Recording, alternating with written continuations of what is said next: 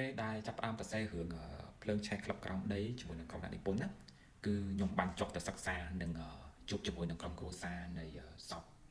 ក្រុមគ្រួសាររបស់សំណាងផ្ទាល់ហើយយើងក៏បានសំណេះសំណាលគ្នាយើងបានសុំការអនុញ្ញាតស្របច្បាប់ជាមួយនឹងការផលិតខ្សែភាពយន្តភ្លើងឆេះក្លឹបក្រោមដីនឹងអញ្ចឹងផលិតរឿងពឹងផ្អែកលើរឿងពិតមួយគឺសម្រាប់ខ្ញុំផ្ទាល់គឺខ្ញុំចង់ពឹងផ្អែកដោយ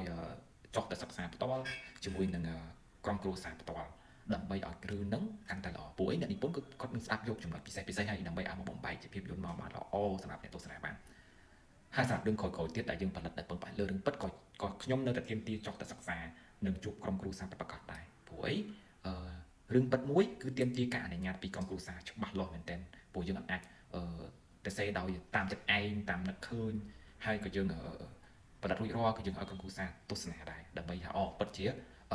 មិនមានរូបភាពណាដែលប៉ះពាល់លើក្រុមគ្រួសារពួកគាត់ទេហើយក៏មិនមានរូបភាពណាដែលបង្ហាញពីភាពមិនល្អដែរដែលប៉ះពាល់ដល់គ្រួសារគាត់ដែរហើយស្ថិតតែជាការអនុញ្ញាតផ្ទាល់ទៀតអញ្ចឹងរឿងចឹងខ្ញុំចង់ដោយសារអីវាដូចជាឯកសារមួយទុកមួយអញ្ចឹងសម្រាប់រឿងក្រោយៗទៀត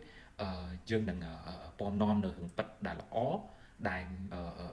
នឹងតម្រូវការទស្សនាហើយនឹងសបបញ្ជាក់ពីសង្គមរបស់យើងបានច្រើនដែរប៉ុន្តែស្ថិតតែជារឿងមួយដែ